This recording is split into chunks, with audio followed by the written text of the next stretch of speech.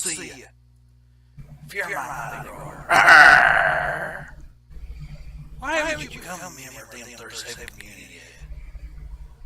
Click that subscribe button now, or I will come through that screen and grab you with my mighty claws.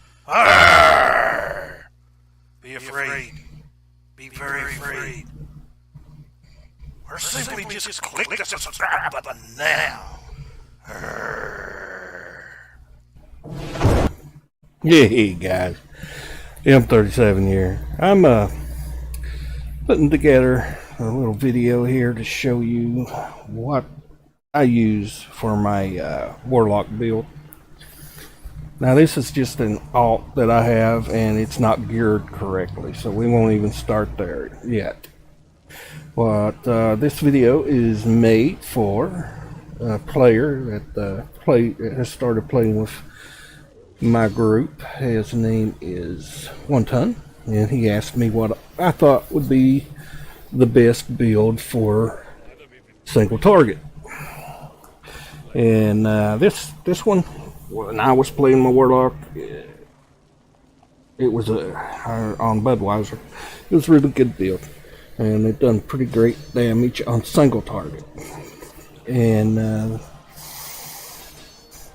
that build would consist of the Soulbinder build. Now, Hellbringer build is going to be a more of a bursty build. Okay, if you're in high melt groups and everything's going down really quick, then yeah, sure, you probably want to go with Hellbringer, because Soulbinder is going to take a little bit longer to vamp up. But if you're in these boss fights and it's taking over 2 minutes to kill the boss, and in any game, let's be honest, it always takes longer than 2 minutes to kill the boss, then that's where you want to go. You're going to get more out of it. So let's go ahead and start with our row. Let's see here, character, increase ability scores. Now, this all is a temp lock, and this is just an extra loadout that I had, so I thought I would use it as a step-by-step guide to help explain where to put everything. Now, you're going to want to roll if you're starting a new tune and you're wanting to go single target with it. With this build, you're going to want to roll everything into Constitution that you can, and Charisma.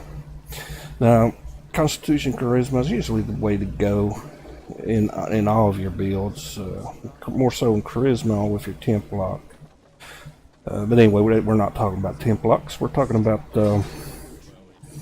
Soulbinder. So you want your Constitution row to be around 18, and your Charisma to be 18. Now, Tiefling, again, we're going back.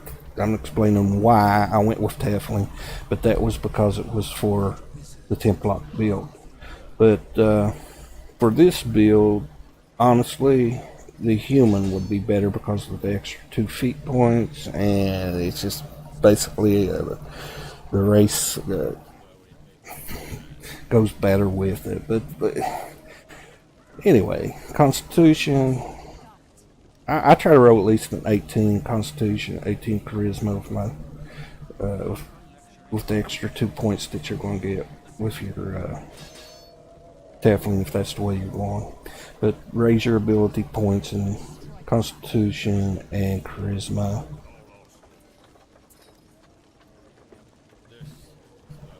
Look here, Gordon.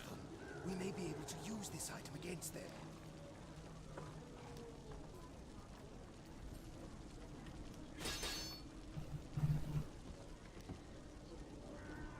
After you get all that set, go ahead and accept it.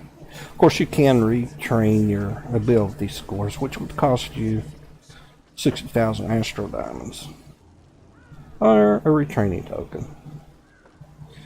And for those of you who don't know, you can get retraining tokens in certain events. Winterfest is a good one. You can end up with quite a few of them during that event. So we'll go ahead and accept this.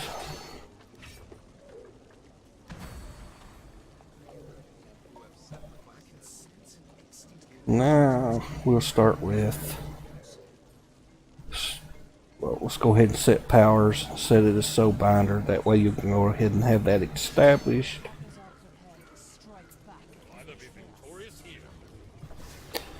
That'll throw you into powers. I'm not ready to go over powers yet. I want to do feats first so I can explain. There's one aspect about curse, not the all-consuming curse, but the deadly curse, and another feat that's going to cause deadly curse to proc with the feat, and the feat will cause the deadly curse to proc. So go back and forth. Okay. Feats. Now we'll jump right in and start with our feats.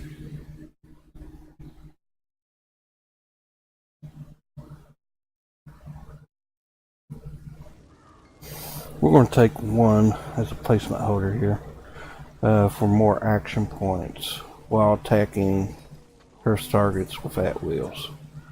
We're going to take one here, and this is kind of a given. Critical, it's going to increase your critical chance by 3%. So we're going to take all three of those, and toughness gives you more hit points. We'll go for 3 there. Alright, I'm going off the top of my head remembering this build. Let's see. Empowered rituals, your encounter points deal 2 to 4 to 6% more damage.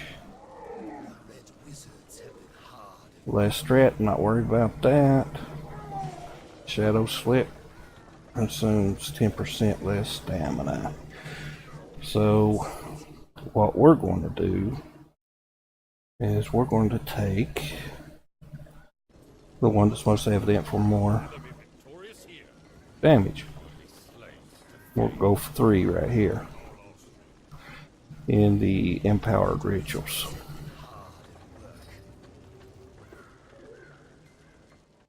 And after we take the empowered rituals, we're going to go with 5 in determined casting, because that's going to give her encounter cooldowns. It's going to completely reduce them down to 10%. When under 30% hit point, heals are 15% more effective. We're not doing heals. Increase your lifesteal chance. That's not a bad one, but your cooldowns reduced by 10% is going to be more beneficial with this build. So we're going to go with 5 here. Alright, now that we finished that one, we're going to put 5 out of 5 in increasing the amount of bonus damage Constitution gives you by 5%.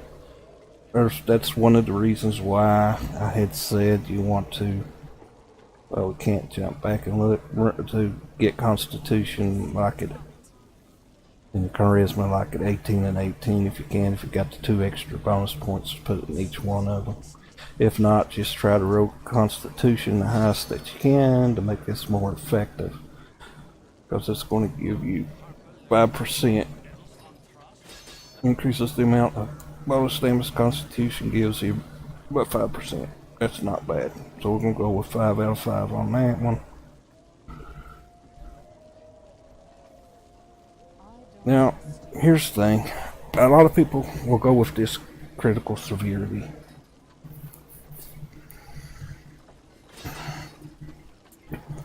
We're not going to go with the critical severity. It's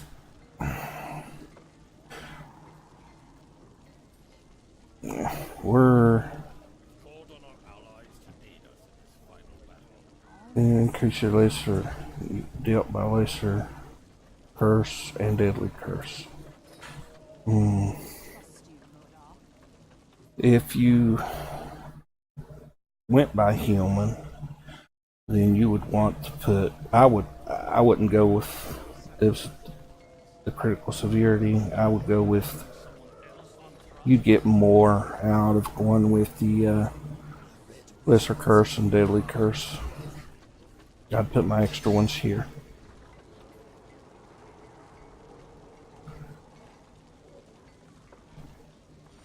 Yeah, I'd go with the Constitution row up here, which our Constitution row where we originally rode for Templock, for me anyway, it might not be for you, was a little bit low.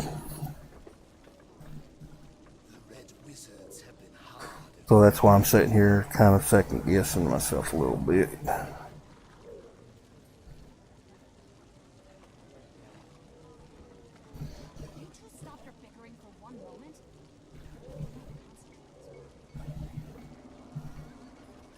You're going to hit critical severity with the gear and everything. And at 100%, you know, everything's starting to diminish over 100%, even with the critical severity. So yeah, we're going to go with 5 out of 5 on Blood Pact of Carnia. Okay. Now, with that out of the way, we'll start with the Furry Paragon. Alright. And in the Furry Paragon, we of course are going to go with Critical Promise. After a critical hit, your next attack will deal an additional 40% of your weapon damage as necrotic damage. We're going to pick that over. When a cursed target is killed, you deal 50% of your weapon damage as necrotic damage. Whereas, you know, that's after you kill them.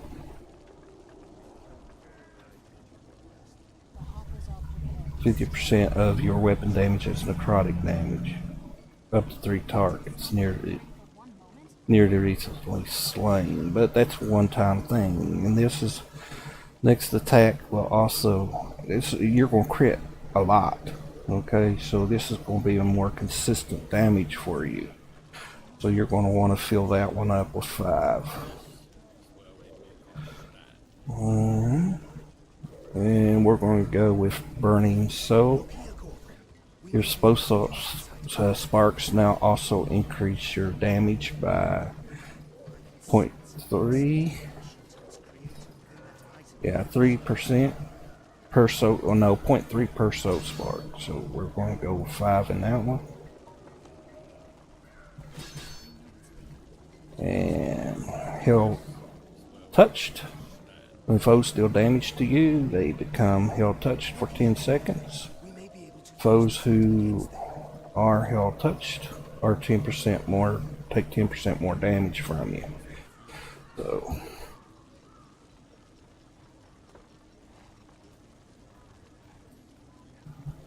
less damage resistance. We're going to go with this one. And Executioner's Gift. At will and encounter powers deal 15% bonus damage at targets as target's health diminishes. But yeah, we're definitely going to take that one. And Killing Flames will deal 30% of its damage to foes within 20 feet of the primary target. This damage is split equally among the affected targets. So that's going to give you, you know, when you're in mobs and stuff, that's going to give you a little AoE there. So we're going to go ahead and take 5 out of 5 on that one. And now that we've got that took care of, we're going to go back and re-examine. Let's see here, right here. Your Lesser Curse also causes the target to have 4.5% less damage resistance. Yeah, we're going to take that one. We may be able to use this item against them. Less damage resistance is going to cause you to do more damage to the target.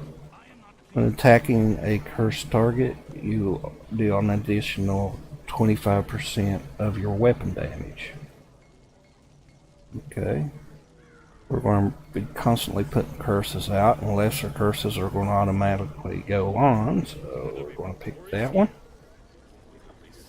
And your Warlock's Curse and your Tyrannical Curse increases your damage against affected targets by an additional 10%.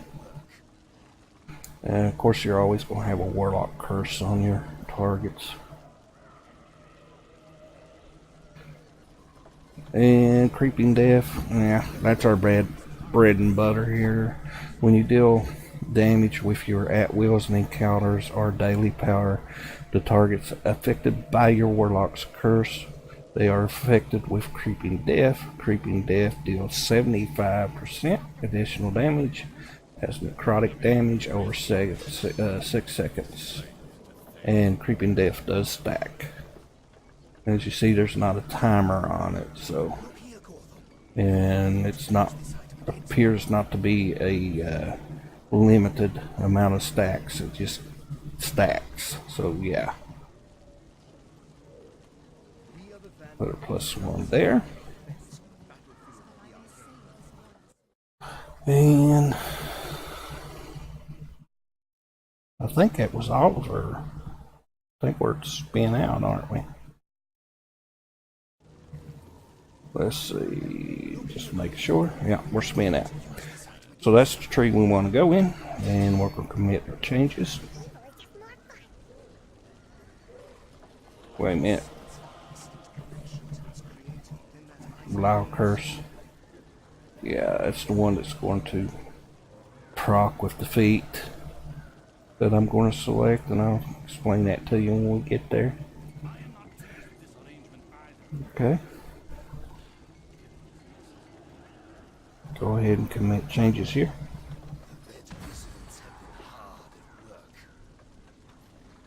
I said feat. That is the feat, but it's going to proc the power when we start using the power, and I'll go over that with you when we get there. Yeah, and that power will proc the feat, and the feat will proc the power. All right, now powers.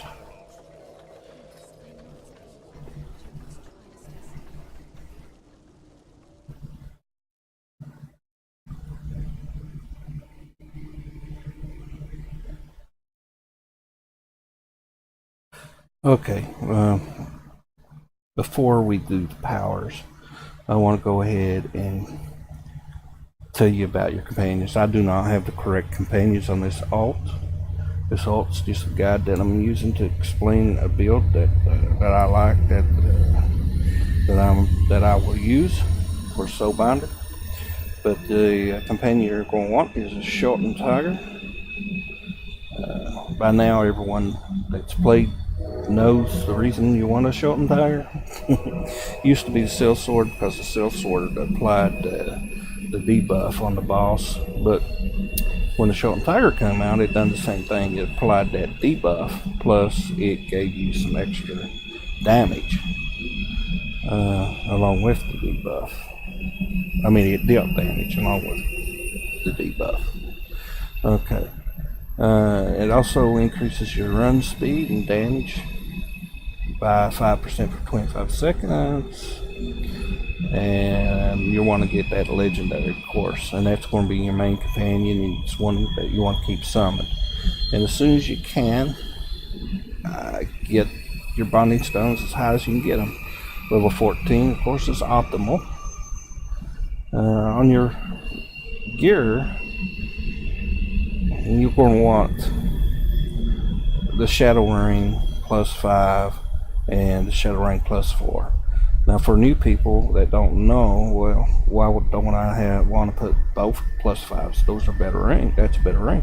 Well, yeah, it is, but on your companion, you know, a +5 and another +5 with the same powers does not stack. But if you put a +5 and a +4 of the same ring, then those powers will stack. And you get those from maps over in the is it Omu, or is it Yeah, it's Omu. Over in Omu, you get from doing your weeklies over there, you get maps, and you got to go and you find those map locations, and you get these chests for them, and you open those chests, and it may have these rings in there. And see here, now I'm just thinking, are those the Gravestalker rings though, or are those the Shadowstalker? I think the Gravestalker rings are good too, by the way. If you get those, you can go with +5, +4 Gravestalker ring. The Shadowstalker ring, I think you get from the fight. Yeah, that's where that one comes from. It's from the fight you have to do of the Fang that you get to do weekly. Now, the next companion you'll want will be the Siege Master. I like the Siege Master. It gives you 4% increased damage. That's consistent damage, but if you've got a group of people and everybody runs the tamed Velociraptor, yeah, then you'll get like a 1% increase for each person, so it could stack up to 5% damage, but that's situational. And I'm not sure everybody runs, I don't think so, Velociraptor, so I would go with the Siege Master. Now, the next one you're going to want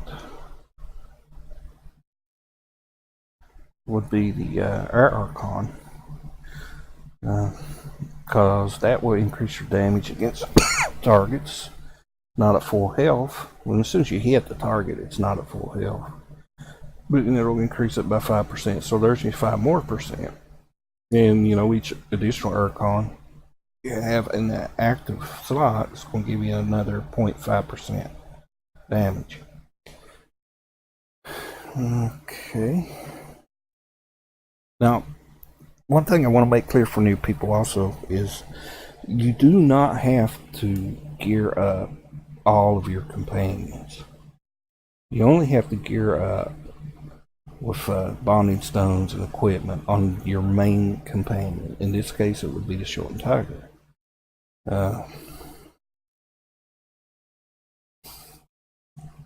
You can use the other ones for placeholders. If you get something that you don't want to get rid of, you don't want to use your backspace for it, throw it in it. But it's not, you're not going to get any effects from it.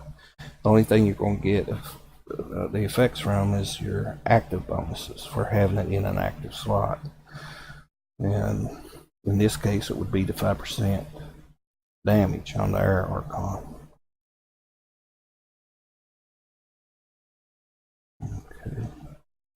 Now, the next one you're going to want is going to be your Earth Archon, because the Earth Archon will increase your damage against targets by 6%. When you are at full health, each additional active Archon when you're at full health, you're going to get 6%. And if you're in a good group, you're going to stay at full health most of the time. So that's going to be a constant 6% damage. And again, you're going to get the 0.5% for having that Archon and the Air Archon together. There from there. Well, there's some people's going to kind of look at me and say, no, this isn't right on this next companion, but I think it is right. I did some reading, and from what I see, since mod 12, it's been right, is the Wild Hunter for the Soulbinder build. The Wild Hunter will give you a 5% chance to increase your damage by 10% for 5 seconds. And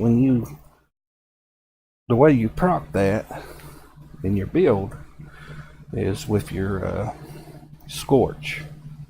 And then when you apply your Warlock curse again, and you Scorch it, it just keeps procking that. So you're going to keep getting that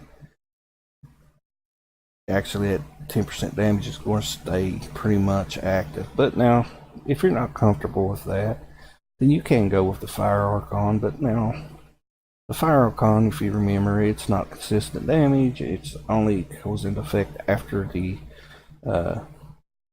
enemy is 50% below full health. That's when it goes in effect. I prefer something that's constant from start to finish. Let's see, earth, air, fire. What's the other one? Razorwood. There's a lot of people would also go with that one. Razorwood is a good companion, and if you can get it, and if it's probably, if it's cheaper, then go that way. You know, go with the Razorwood.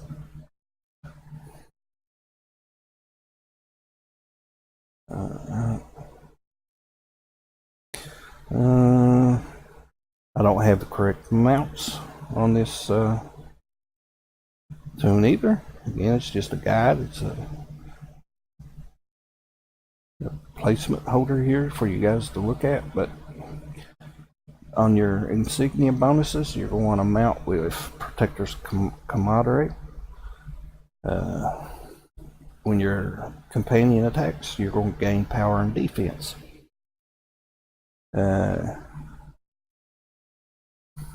If you had a legendary mount, which if you're new, you're definitely not going to have a legendary mount. You'd want to go with Cavalry's Warning. Yeah. And when you use a mount combat power, you'd receive a buff. Okay, and the buff's pretty cool. I mean, usually either gives you a power or crit, but it could be another buff or buffed stat too. But it's usually, for me, it's always been power or crit on my GWF. But if you don't have a legendary mount, I would go with Magistrate's. I think it's Magistrate's Persuasion.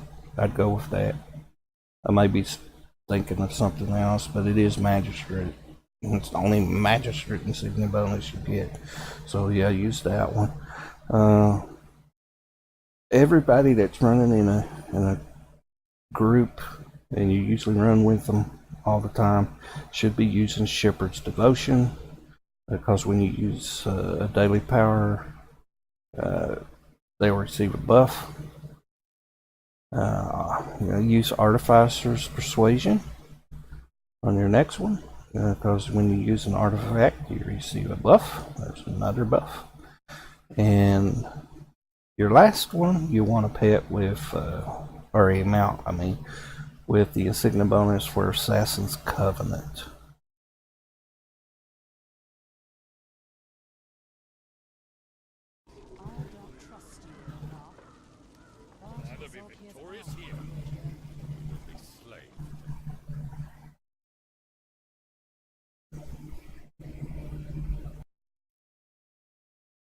Okay, for your insignia bonuses, insignias are very important. You want to pay attention to this. You can gain quite a bit of statistics from them. Epic insignias are going to give you 200 more stat bonus. I use the insignias of dominance for the power, the insignias with aggression for the armor penetration, and I use insignias of skill for the crit. You'll get 200 crit with skill, epic, and you'll get 200 armor penetration with the aggression, and you'll get 200 power with the epics of dominance.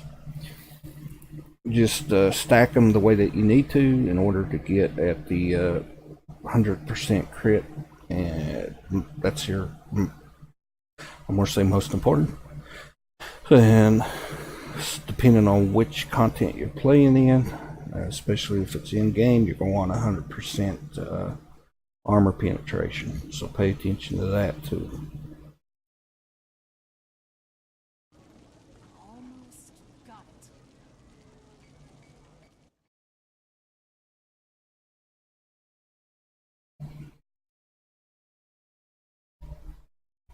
I forgot to mention that after you have reached your 100% crit chance and your 100% armor pen, be sure to go ahead and start stacking power. You normally would want your power to stay at a 2-to-1 ratio. Try to keep more power, a 2-to-1 ratio to every 1 crit that you got. 2 power to every 1 crit. But you definitely want to get your crit up first to 100%. You'll see an increase in your DPS as you go up if you're doing it this way. A lot of people will just keep stacking power over crit, but you're not going to see a difference doing that in your DPS. Just stacking power is not going to increase your DPS, not if your crit is not at 100% with your crit chance. So after crit chance is 100% and your armor pen is at 100%, you want to start stacking your power. That's your priority.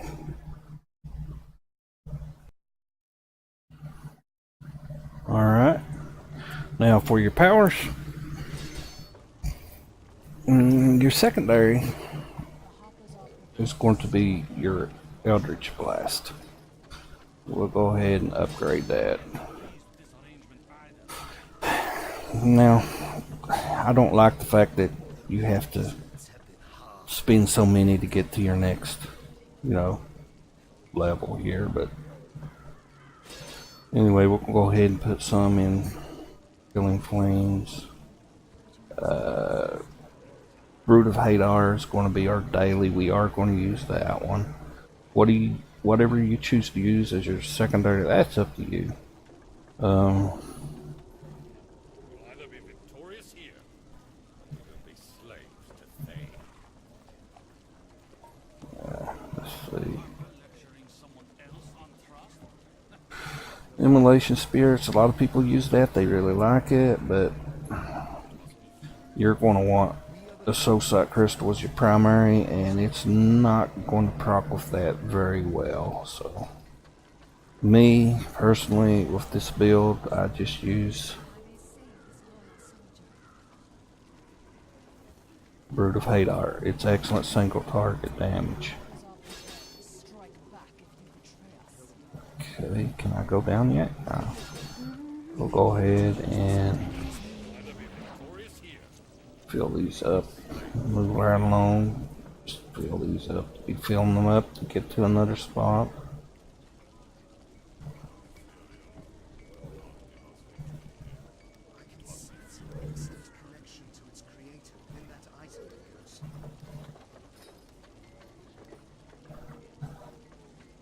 Again, I'm doing this for a certain,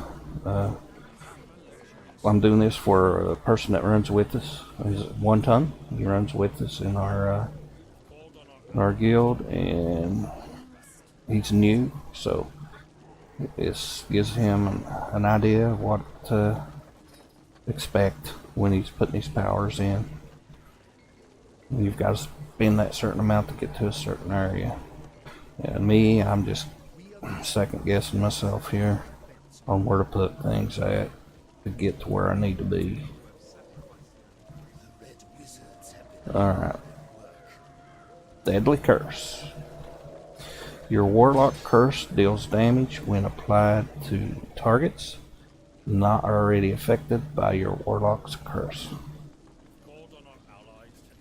It deals damage when applied to targets not already affected by your Warlock's Curse. Now, this is going to do a lot of damage in, especially in high buff groups, which that's what we run as high buff groups.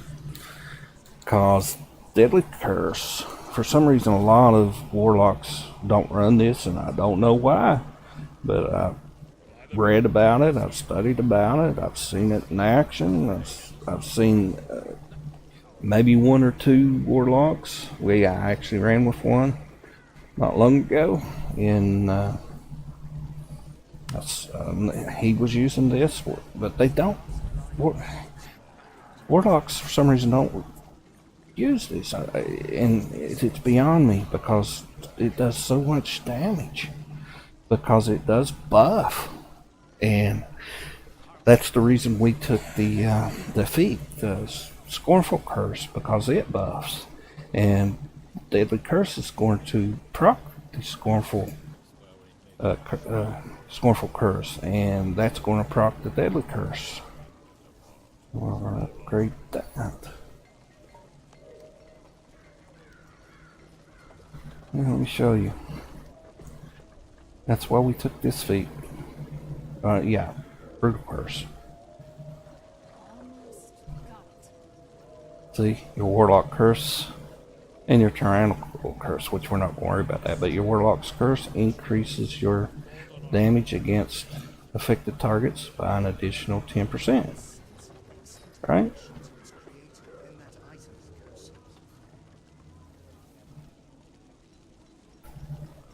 I don't know why I was calling it Scornful Curse for, but Brutal Curse. Why was I calling it Scornful? Anyway, that's not important. Let's get back to powers. What's important is that you know that each one of these are going to play off of each other, and they're going to be procking one another, and they're both going to be scaling with buffs in your group.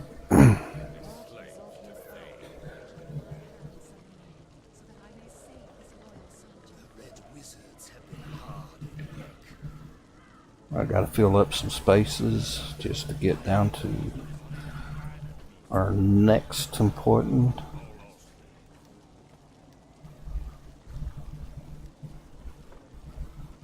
Okay, we're up to 3, so we're gonna go back and we're gonna put it in our secondary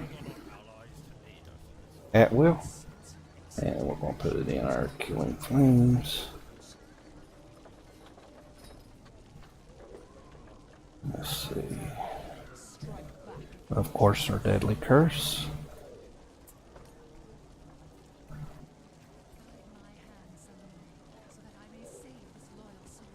Look here, Corthon. We may be able to use this item. We'll go ahead and throw it in some more Atwells, make them active. Just get to where we need to be.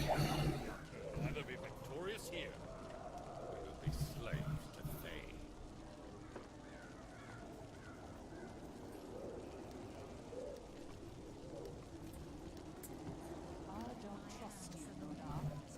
Alright. So Scorch, you're going to want that. So Scorch, you spin a So Spark to blast a foe with Black Fire, dealing heavy damage. This power has no cooldown, but requires and consumes 6 Soul Sparks to cast. Warlock's Curse consumes and deals burning damage over 6 seconds. This effect can stack. Warlock's Curse is expanded. So here's the thing now, when you use your Soul Scorch, this is going to be part of your rotation. When you use your Soul Scorch, it's going to automatically remove your curse. But remember, with your Deadly Curse, your Warlock Curse deals damage when applied to targets not already affected. So once you use that Soul Scorch, it's going to burn up that Warlock's Curse, and that's going to do damage. And then you're going to reapply your Warlock's Curse in your rotation, and when you reapply that Warlock's Curse, guess what? It's going to be doing damage. So that's going to be like in the rotation about every 3 seconds. Boom, boom, boom, boom. So that's going to play off that one. So encounter playing off of class feature, playing off of feat playing off Deadly Curse, and of course your encounter.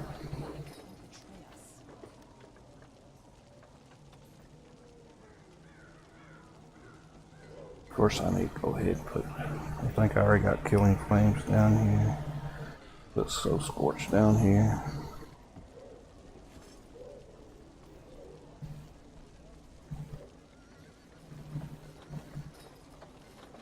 I need to fill up some more stuff here.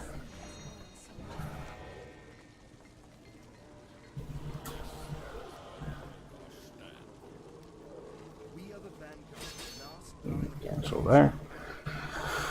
Our next one this is going to be our main. Let's see, our secondary is Eldritch Blast.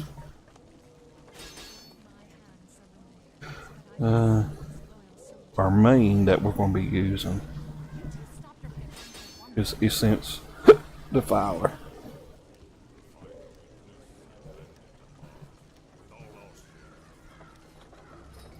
Essence Defiler, what it does is you blast a target repeatedly, siphoning some of his life energy into its soul spire. Curse synergy, curse targets grant these soul sparks on the final attack. So yeah, we're going to want to put that as our main. And let's see, I need to put some more in to move on down.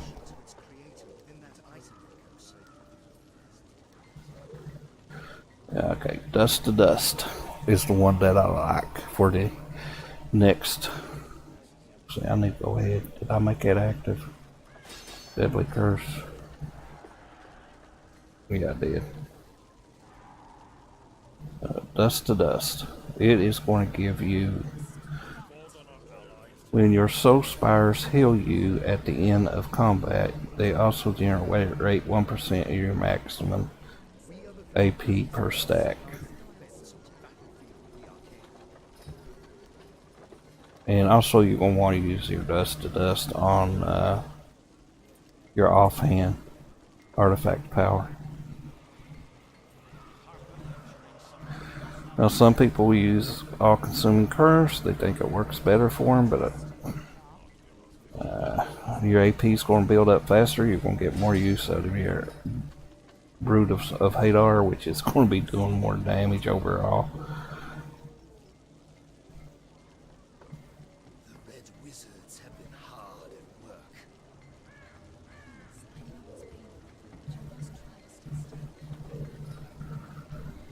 I don't trust you, Warlock. But the Zolkirs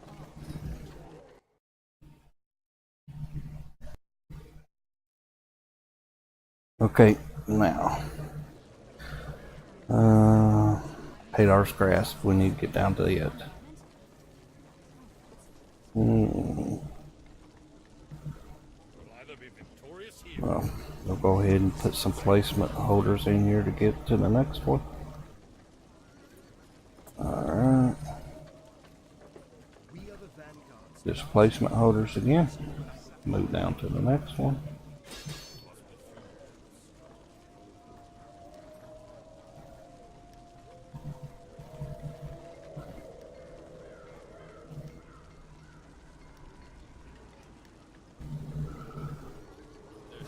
Wizards have been hard at work.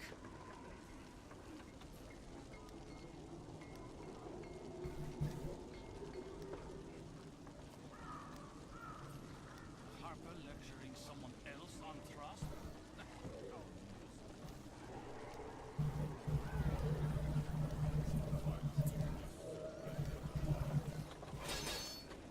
Called on our allies to lead us in this kind of battle. The Hoppers are prepared to strike back if you. Let's see how many have I got spent at 56. I got to spend 60 to get down to Hadar's Grasp. Look here, Gorthon. We may be able to use this item against them.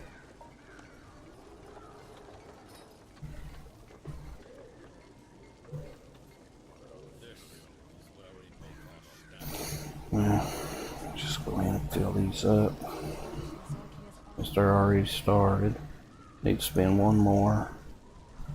Go ahead and spin it over here. And that's 60. So that puts us at Hadar's Grasp.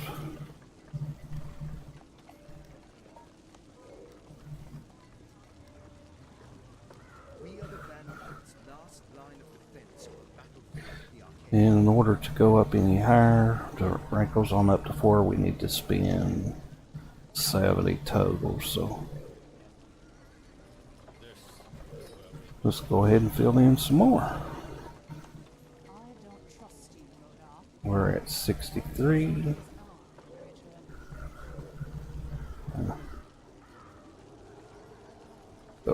here.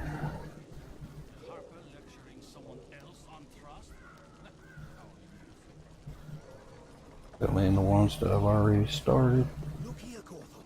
We may be able to use this item against them. Called on our allies to aid us in this final battle.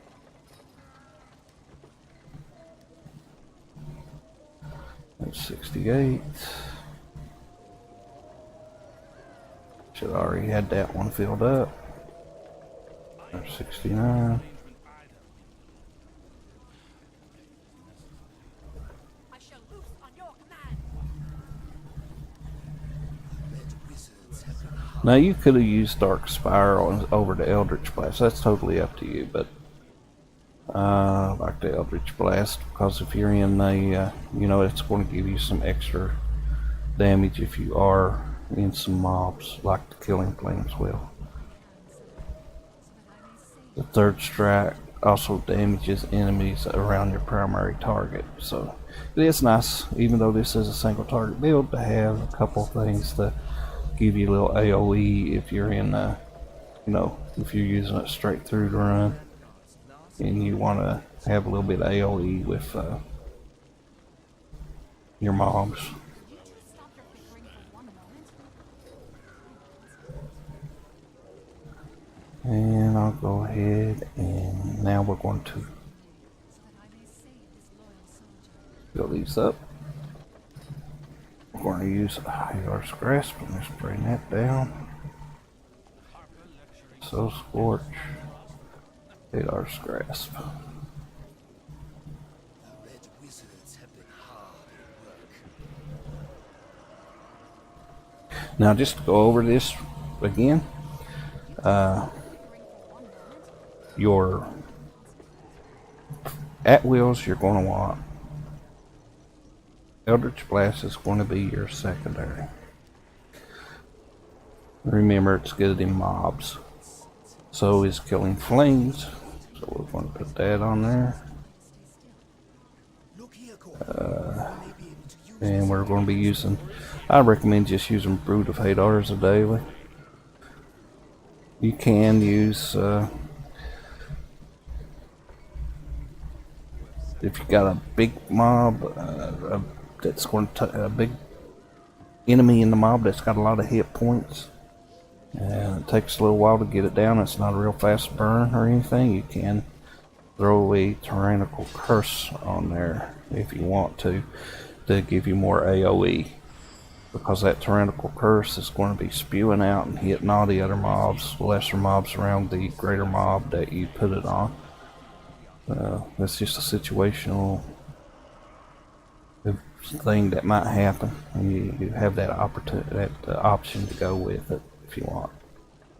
The Hoppers are prepared to strike back if you betray us. I am not pleased with this arrangement either.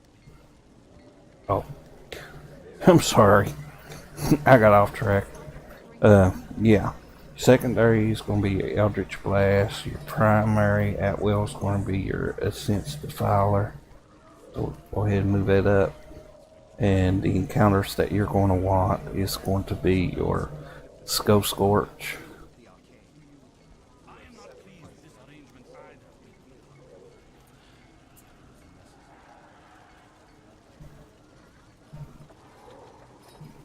I don't trust you, Your Killing Flame. but Zolkia's arm, great lord. Look here, Gotham. We may be And able to use this item against them. Hadar's Grasp.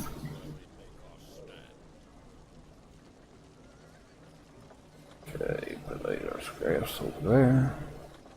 Put So Scorch.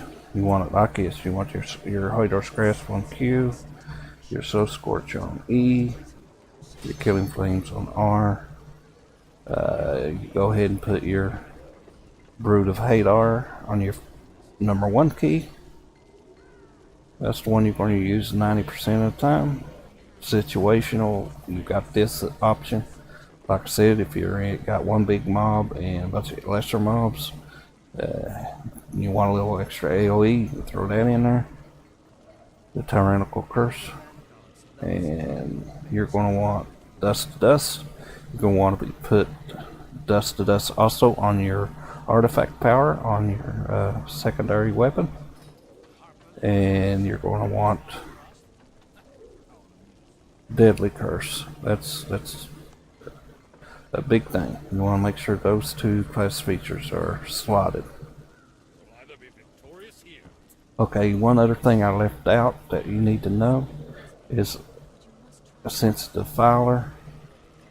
You're also going to want to put that on your artifact primary weapon, a sense of the filer. was created within that item makers. On your primary weapon, artifact weapon.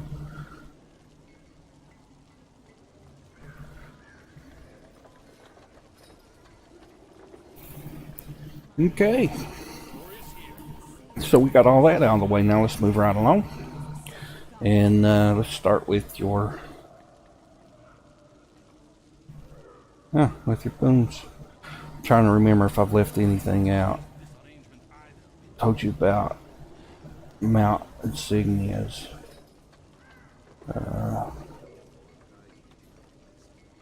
So you don't have to worry about that.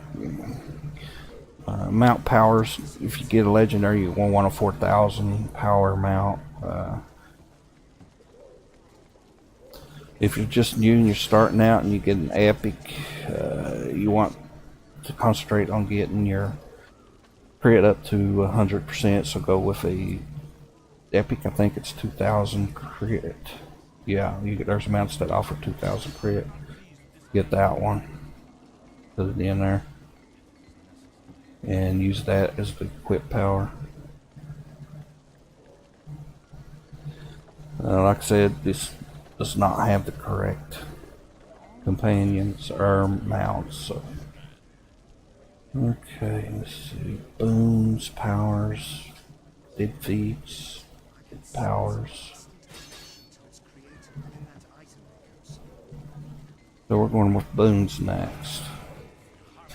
With my guild power boons, I'm going to go with the power bonus. And of course I'm going to go with defense in my defense slot. And utility is of course just going to be speed. I'm going to tell you real quick, treasure hunter, if you're using those guild marks to buy those treasure maps, it's good to use that because it's going to increase your profit from them on what you get out of them.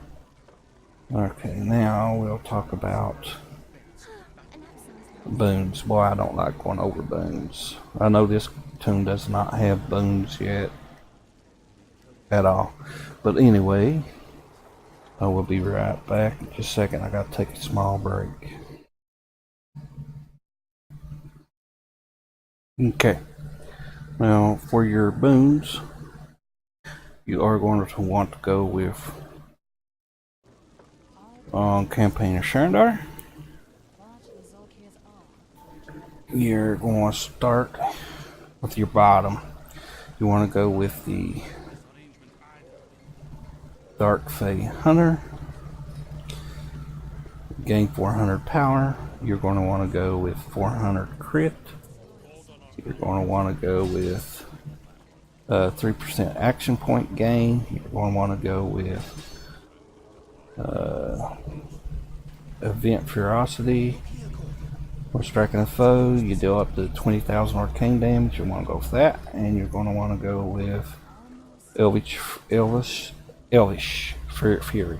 When you kill a foe, you gain 135 power for 35 seconds, and this buff stacks up to 30 times. Definitely want to go there. So straight across the bottom. Okay. And for Dread Rain, you're going to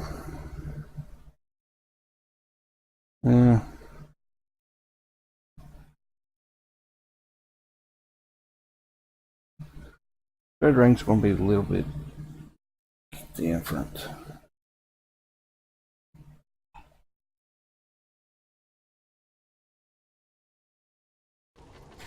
Red ring, you're going to want to go with the Reliquary Keeper Strength for the 250 power and 250 movement. And you're going to want to go with the, well, I don't know if I want to go 400 life. Yeah, you're going to want to take the life steal over to the regeneration and resistance ignored, which is armor pin. You're going to go with resistance ignored. Enraged regrowth. That's for healing. You want to go damage, you're going to want to go with shadowy touch. So you want 2 tops, then you're going to want the 2 bottoms, and you're definitely going to want the rampaging madness. Alright. I'll go ahead and make changes on those 2 that I do, or 3 that I have open. So 2 here. You're going to want this one. I want Shadow Touch, and you're going to want Rampaging Madness. Okay, Campaign Icewind Dale. Let's see, checking the notes on that one.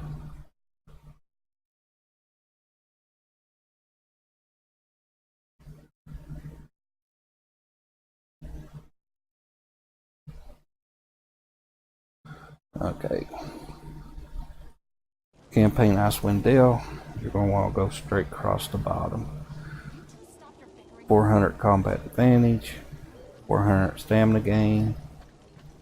Why am I going with stamina gain? Yeah, because it's better than the healing. Okay. And it gives you, you know, stamina's going to give you more boost to your speed burst. And you're going to want 2% critical severity, you're taking that over recovery. And you're going to want 2,000 power based on how much stamina or guard you have. That's another good reason why you took the stamina gain one. Alright, for the 2,000 power. And you're definitely going to want to take Winter's Bounty. Chance to gain bonus 10% action points when killing a target. Again, more AP build up, the quicker and faster you can use your Brew of Hadar. So straight across the bottom for Icewind Dale. And let me check my notes on Underdark.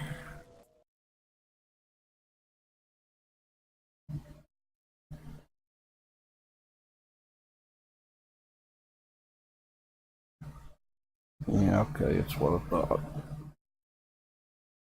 Just want to make sure, don't want to lead you guys wrong. On Underdark, you're going to want Primordial Might for the 1600 maximum hit points and 400 power. You're going to want to use the Primordial Focus for the 400 critical strike. You're going to want the combat advantage damage bonus increased by 10%.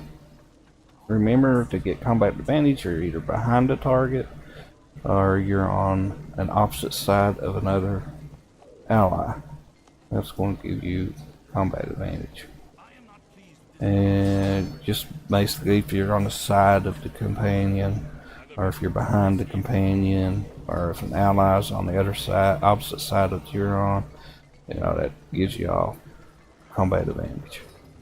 And you're going to gain 5%, 3% more stamina, or is that 5% more stamina with the Dwarven Stamina, taking that over to control effect. And you're going to want the Abyssal Strikes. No, you don't want Demon Slayer. You're going to, I think it's Abyssal Strikes. Yeah, you're going to take Abyssal Strikes, which is going to give you 10% more damage versus demons. These aren't very good to choose from.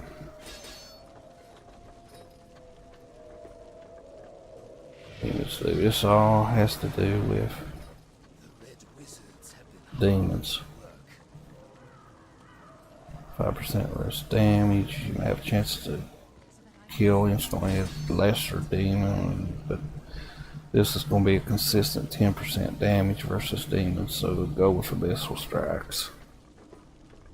Now, Campaign of Tyranny. Let's check that out on my notes.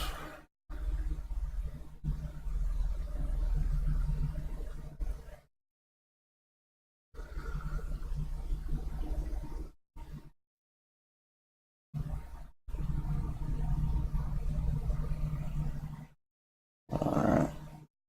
I was reading why I didn't. Okay, never mind. You're going to want to take Dragon Claws, which is going to give you 400 power. You're going to want to take 400 critical strike. You're going to want to take 400 armor pen. So, Dragon's Claws, Dragon's Gaze, and Draconic Armor Breaker for the armor pen. Alright, what's this one? 400 regen or 400 lifesteal? We can go with the 400 lifesteal. And the last one you're going to take will be increased critical severity. You're going to go with Dragon's Fury right there. Okay, for the Maze Engine.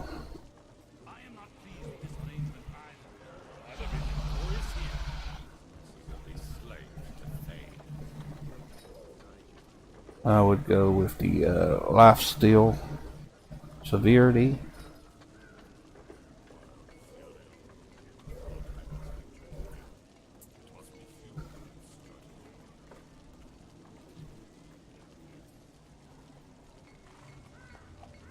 I would go with demonic influence for the combat advantage bonus, 400. We are the Vanguard's last line of defense on the battlefield of the Arcane.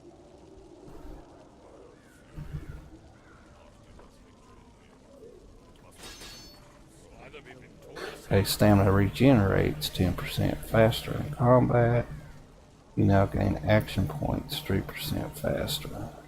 I would go with the demonic swiftness for the increase in action point gain for the quicker use of Brood of Hadar. All this is adding up to for your AP building up faster. Yeah. And the final one, the Maze Engine.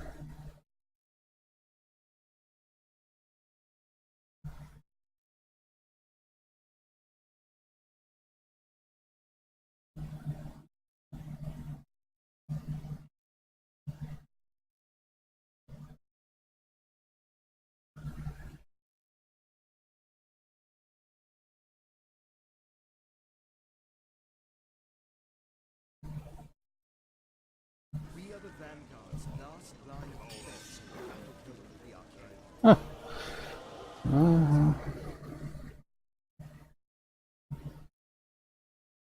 I'm looking at my notes, and I'm trying to figure out what the heck. Let's see here.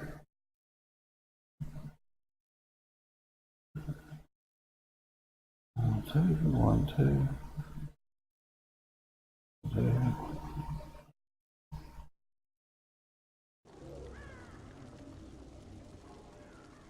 I can sense an instant connection to its creator within that Yeah. maze.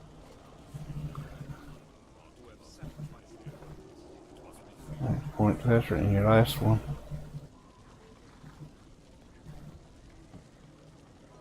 When striking a foe, you have a chance to gain 2,000 critical strike bonus for 6 seconds.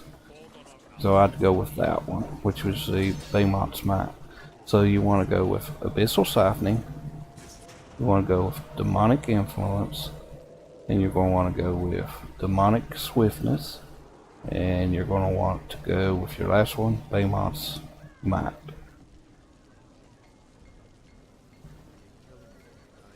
Elemental Evil. Look at my notes real quick.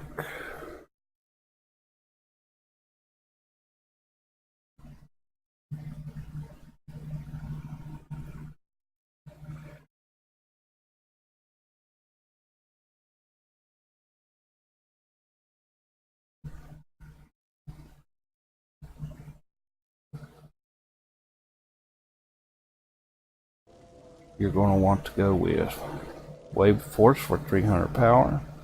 We're going to go with 4% lifesteal severity over 400 regeneration. You'd rather have lifesteal severity. You're going to want to go with critical strike over recovery. We're going to go straight across the top. Will Force power, 4% lifesteal severity, and 400 critical strike. And you're going to go with the bottom one, Gale of Retribution. You have a chance to heal up to 24,000 hit points over a few seconds. Let's see here. Heal up 24,000 hit points over a few seconds over this. Recovery. Okay. Yeah. After the 24,000 heal, your critical strike is increased by 1,410 seconds. So go with the Gale of Retribution. Straight across the top and the bottom one. Storm King Thunder. Checking my notes here real quick. Let's see here.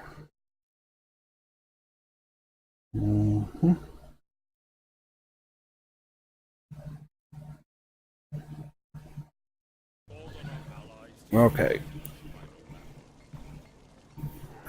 With this one, you're going to want to go straight across the bottom here.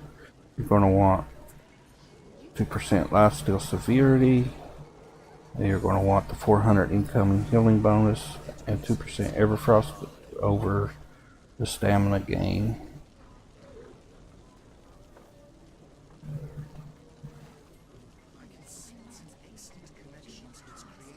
Either be victorious here, or be slain. You two stop the bickering for one moment. The Hoppers are prepared to strike back if they betray us. You can go with the 400 stamina gain. It's not going to make that big of a difference. And let's see here. You also want chance when taking damage to gain up to 2,000 bonus damage. Next attack, you want to take that one. And you're going to want to max your hit point. It's increased by 3,200 and 32%. Everfrost damage over. Chance to deal up to 2,000 fire damage to all nearby enemies. Okay, 2% frost damage.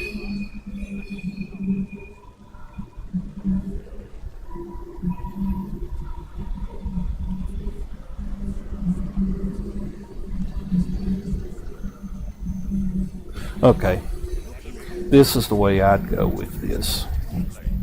My notes on this one must be a little bit outdated. I would go with 2% lifesteal severity. I'd take that one. I'd go with the stamina gain because we had other benefits that came along with that one. And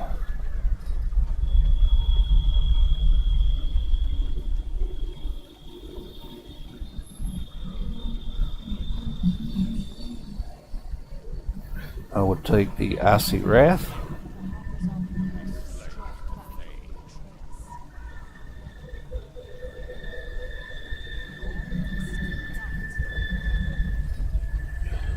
Now, I would just add a little bit more AoE with the build. It would play off with your Killing Flames. And if you're using the Tyrannical Curse and play off your Eldritch Blast. And you kill a foe, you have a chance to deal up to 2,000 fire damage to all nearby enemies. You also gain 2% Everfrost damage. But for survivability, you can go with the increased hit points by 3,200. But I'd go with the Vengeful Heat. And for the last one, let's see if that one's still good. Yeah. I would go with Chill Winter, because that's going to give you 1400 damage to targets close to you. It stacks chills. Okay. Campaign of Cloaked Ascendancy. Let's see what I got on my notes here.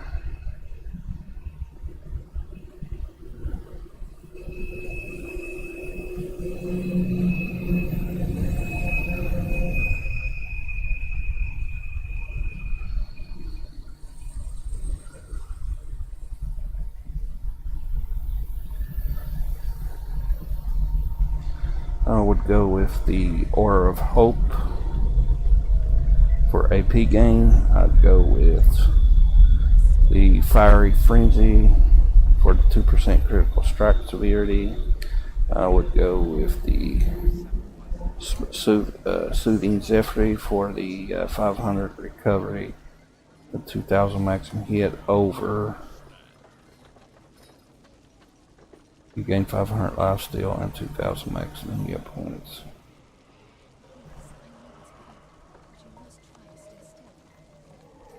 Nope, I'd go with the lifesteal. Now, Look here, Corthon. We may be able to use this item against them. so Aura of Hope, Fiery Frenzy, and the Feybriar. Let's see the top one. What have I got on my notes on that one?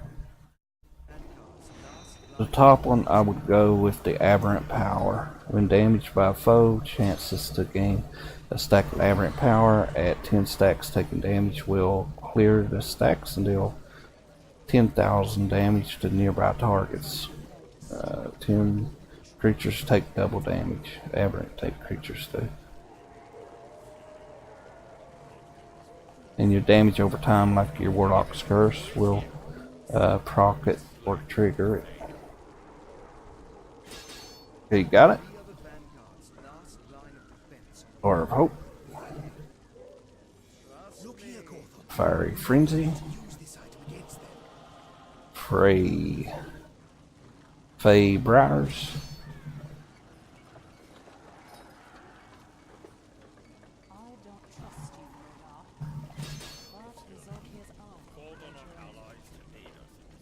And Aberrant Power.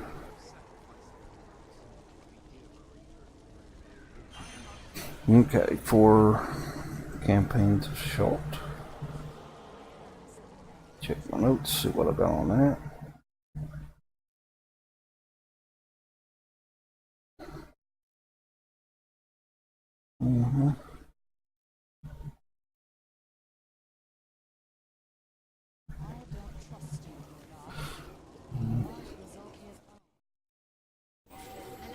I put 3 for the 1000 power in Tyrant's Terror.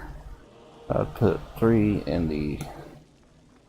I don't know if I would do that or not. Let me double check here. See if they have anything else better. Regeneration. Beast of Burden. That's all situational. We don't want a situational. We want something that's consistent. So yeah, I'd go with the Overgrowth Grown for the 1000 defense. I put 3 in that. And this one. Let's see, do I want to go with Lingering Curse on that one?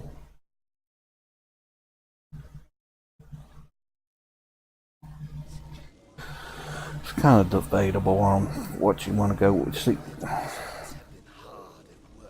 Soul Siphon, the additional tiers to this boon adds 1000 more damage. Chance on hit to gain a stack of Soul Siphon. On killing a creature, you release all stacks of Soul Siphon in a burst at all nearby enemies. Each enemy receives 2000 damage, which, you know, that's for AoE. Chance on a hit to apply Link Curse to your target, which lasts for 10 seconds, can be applied once Every 60 seconds, when a target which has lingering curse is killed, its soul explodes and at a random enemy within 20 feet, causing 30,000 damage and applying lingering curse. I am not pleased with this arrangement either. When you get 10 stacks, it releases. And then I'm having to think in a single target aspect.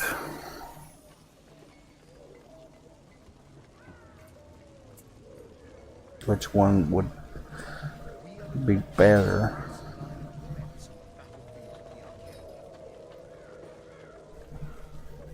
We'll either be victorious here, or we will be slaves to fate. Harper lecturing someone else on trust. Who have sacrificed. Look here, Cawthon. So, Use this item against them.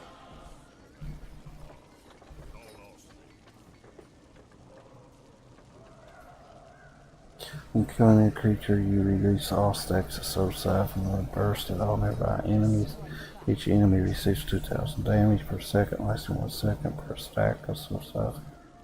Then we maximum heals.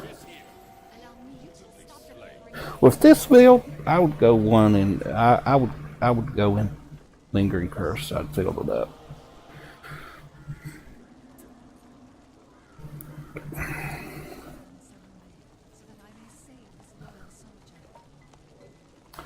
Just go over it again for you real quick to make sure you understand which ones to take. You want to take Tyrant's Terror for the power. You want to take Overgrown for your defense. And you're going to want to take Lingering Curse. Now those are the best that they have for this, for these boons out of this campaign for this build. And the last one, Castle Ravenoff. Use this item against them. See if I got anything on my notes on that. No, I do not. So I didn't cover that one, so we will do it together here.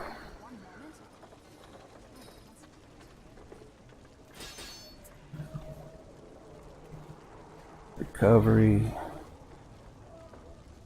or damage against undead. Vampire's Grace. Movement. Increased damage resistance.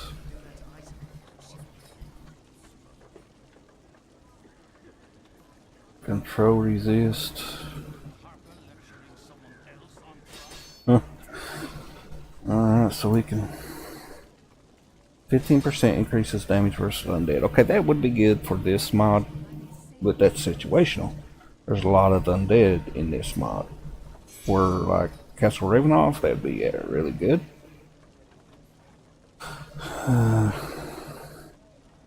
Look here, Cawthon. We may be able to use this item against them. That's just movement. It's created within that item curse. That's damage resistance. That's control resist. That's just hit points. So I'd go with ageless on this one. I put 3 of them right into that one. And see, Bloodlust, for every critical hit against enemy has a chance to add a stack at 10 stacks. Gain 2400 increased power. And healing in this. Anytime you use a root, you ain't going to be doing that. Damage grants nearby allies the inherent power. Okay.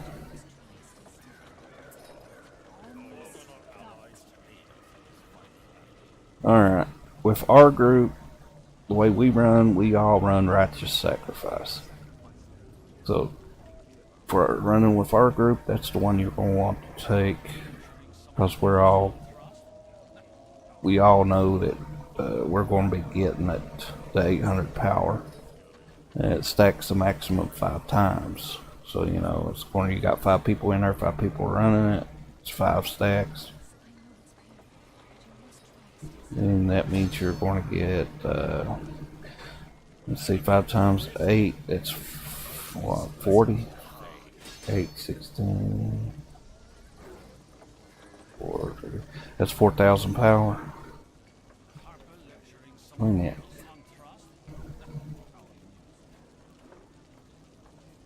Yeah. 5 times. It's going to stack 5 times. That's 40,000 power. Well, I mean, I said 40,000. 4,000 power. I'm sorry. Alright, so righteous sacrifice. And go with your ageless for your recovery. It's the only one that's not really situational. You could go with movement if you want to, but yeah. Recovery is going to help with AP some. The reason I go with the AP is, again, if AP feels faster, you can get Brood of Hadar. And in this situation, that one would be the best one to go to.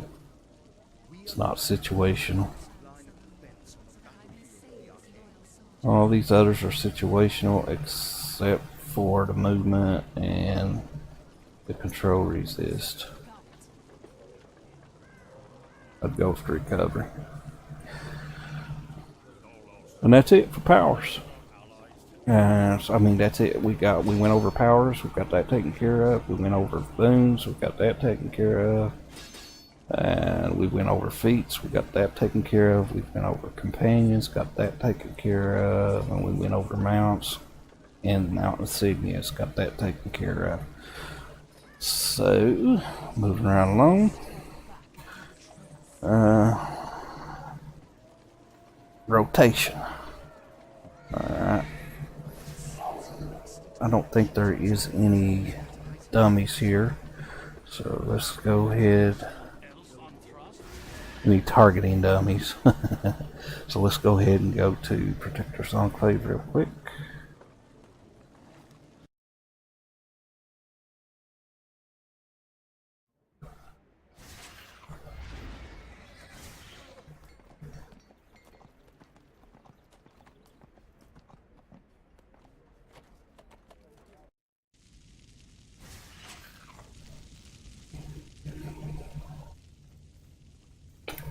We're going to run in, and now my gear is not the right gear on this tune, and I'm not in a buff group, so, and the item level is pretty low, so you're not going to see any great big numbers or nothing, but this is just to give you an idea of your rotation that you're going to want to use.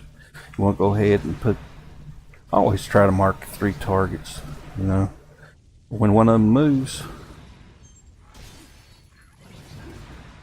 See, keep putting them on there. This right here is just at 3,000. Now my companion's attacking. You can see it's hitting 7,000 because it is buffing, and you can see that it does scale, and that's going to be awesome in your buff groups. That's just putting your targets on there. Now, once you put that on there, you want to go ahead and hit with your Hadar's Grasp. And you're going to put your buff back on there real quick. And you want to go ahead and start using your, let's see, our main is going to be our main at will, which is the Sense Defiler. See, that's going to be building up your soul sparks. And you have to have your soul sparks built up in order to use your soul scorch. So you're going to have it marked. Use your Hadar's Grasp. Okay, and hit it with Skull Scorch. Alright. Always remember, you got to keep that mark on there, because every time you use that Skull Scorch, that mark goes away. And then you're going to pop it back on there, and it's doing damage again. make sure when you tab it that it goes up.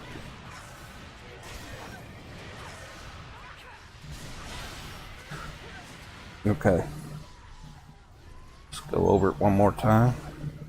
Back away.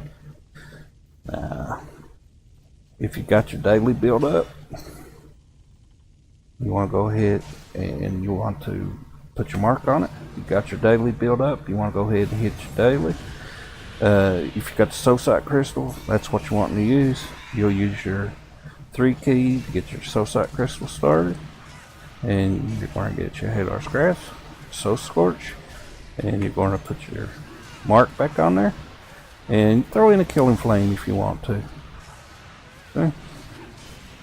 Just keep hitting that Soul Scorch every time it's up, and tabbing again to put your mark on there, and keep doing that. Hadar's Grass, Soul Scorch. Soul Scorch means I'll have my mark back on. Throw a Killing Flame in there. Okay, Soul Scorch is back up. Put a mark back on it. Soul Scorch is back up. Put a mark on it.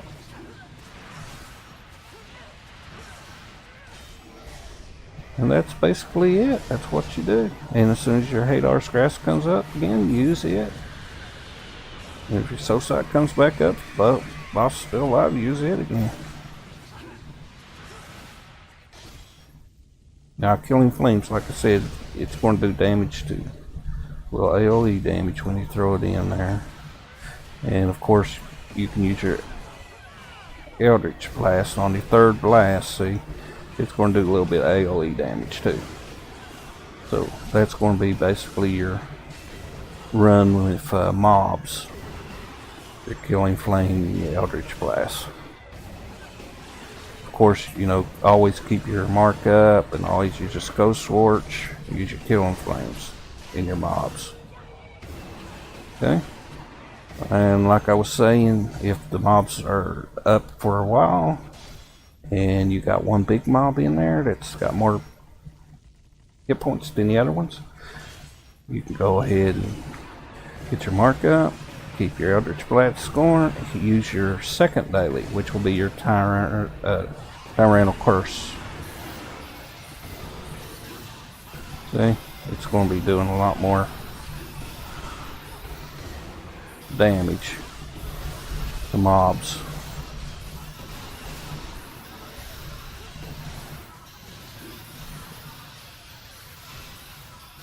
See, I can just stand back and that Tyrannical Curse is just banging away. As you can see, even at this low level, on this low item level that I am, my AP with the boon stat,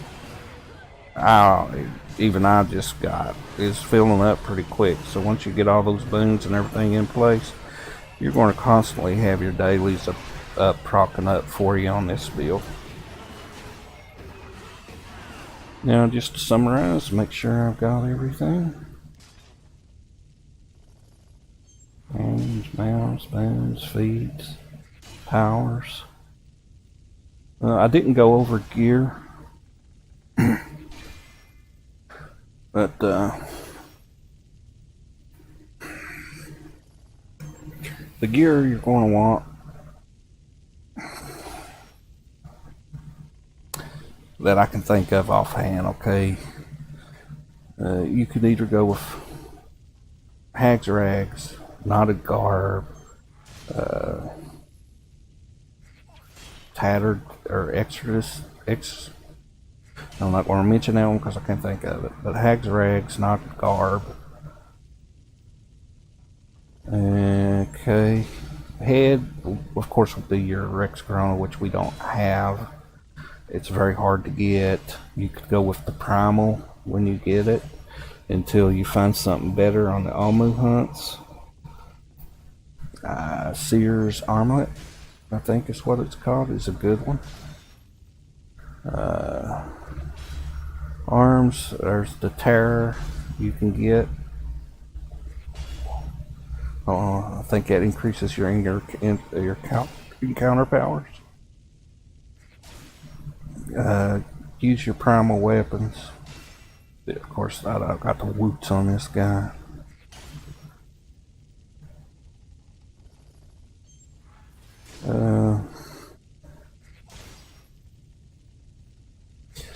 think I'm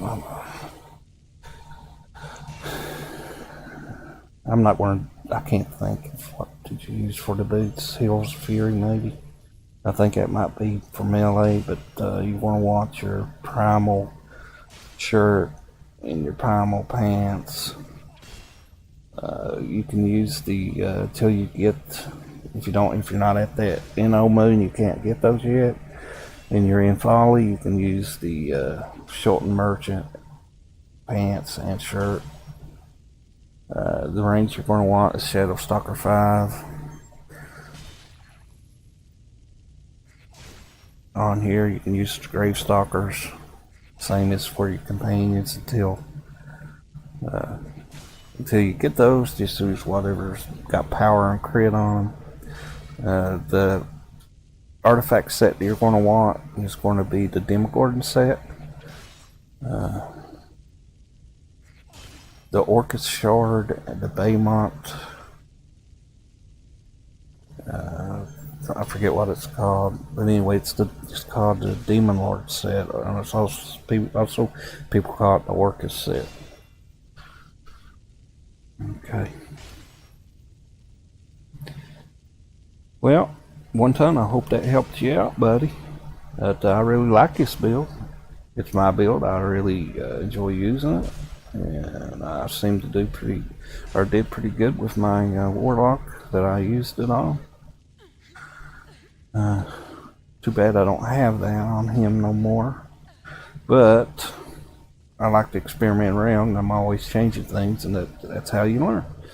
And if anybody else is watching the video, go ahead and subscribe and like. And if you got questions, put them in there. If you've seen something that you think is better, hey, I learn new things every day. Go ahead and put that in there. But I'm pretty sure this is the most optimal build that you'll be able to find. And I appreciate it. Talk to you guys later. M37 out of here. Yeah.